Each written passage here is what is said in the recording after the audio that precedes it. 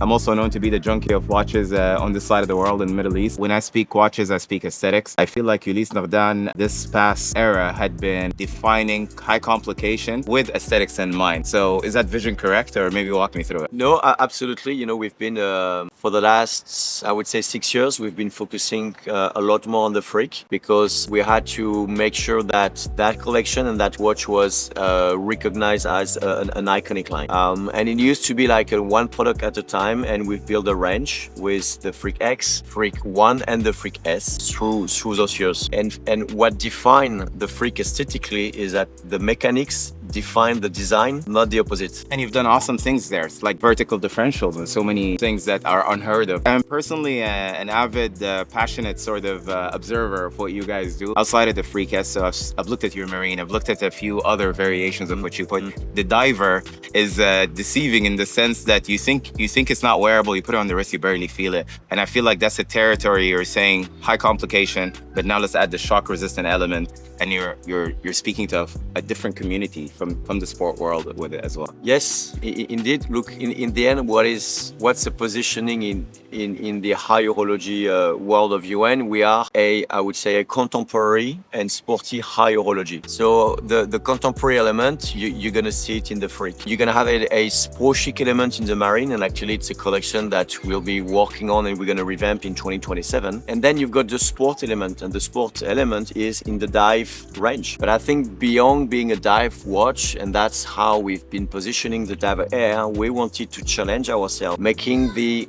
ultimate high horology sport watch. And for us, ultimate high horology sport watch had to be super light and super robust. Hence, it's a dive watch, it's resisting to 5,000 Gs, and it's super light because it's like 46 grams without the strap, 52 with the Velcro, a little bit more when you have the rubber strap, and it's been a huge success. 100%, one too many occasions for it, with no shadow of a doubt. So then we speak about, I think the word collaboration between brands is used loosely, but then I look at what you guys had released yesterday, speaking to an avant-garde design that usually does not really sit on the wrist well. Yeah. And Ulysse Nardin said basically, hold on a second, let's make this a little bit more wearable. So maybe walk us through this new release, the collaboration with Urwerk. So we've been working for 4 years on that project, and actually we are launching that project just before celebrating 25 years of the Freak next year. Congratulations. So it's part of that plan. And we never partnered with any other watchmakers before. And we wanted to do so, and Urwerk came really naturally because it's edgy, because there is really that futuristic approach to design and to the mechanics. It's also a very different approach to read the time. And they were born more or less when the Freak was created, right?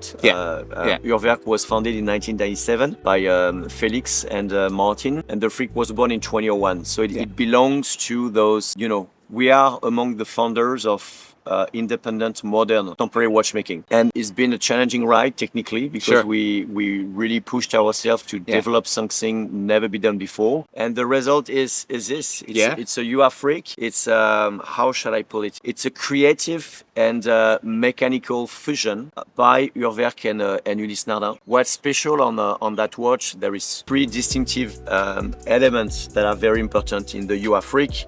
So obviously UR Freak, it's a UR for Urwerk and Freak for the Freak. First, it's a unique design. It's indeed, as you were saying, it's a mechanics that define the design. That's really the centerpiece, the center carousel with the wandering hours of Ulysse Nardin. The second element, it's a marvel of engineering. It's a 3-hour carousel on top of that with the wandering hours of Urwerk. And the way you're gonna set the time, because it's a free concept, you have no crown, it's through the bezel. You're gonna read the time here with hours, minutes, and you can go, forward, backward, and the whole carousel will make a whole revolution in 3 hours. And the other element is the pioneering technologies. You've got all the latest silicone technology in the UR Freak. You've got the whole escapement and the balance wheel, the hairspring that are in silicone. You've got also the diamond seal technology into it, which basically it's an even more advanced technology than the silicone on the escapement, where we are covering in synthetic diamond those elements.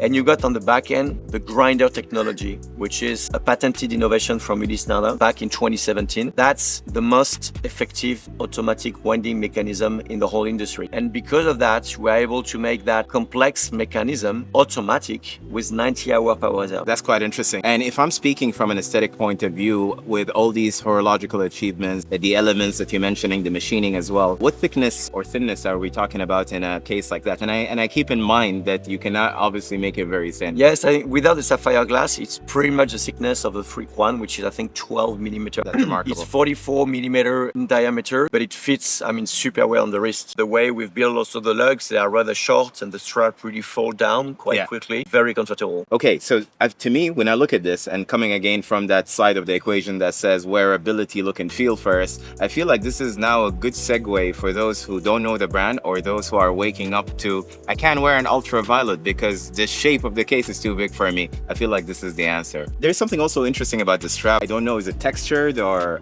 I'm not sure if I'm looking at this right. Yes, so in fact, in terms of materials and coloring, here it's really the Urwerk part. So you've got the sandblasted titanium for the case. You've got that vivid yellow hue also on the strap and on the movement.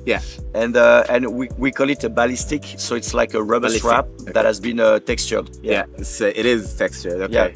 And it's on both sides, it's the same thing. It's not like there is a different material on the inside, right? No. Yes, it's the same. It's one piece of rubber. Okay. It's actually the rubber we use at Ulysse Nardin on all the Freaks. Very comfortable. Oh wow, this is titanium. Yes. This is very light. Yes. I think we forgot to know that. Yes, it's a titanium. It's a sandblasted titanium. We went through a whole process of testing a lot of different sandblasting because we wanted that very matte finish, yet reflecting a little bit the light. And still, it has a little bit of weight that I like. Less weight is not good, too much weight is not. This is like the right heft for it. I think so too. Yeah, agreed.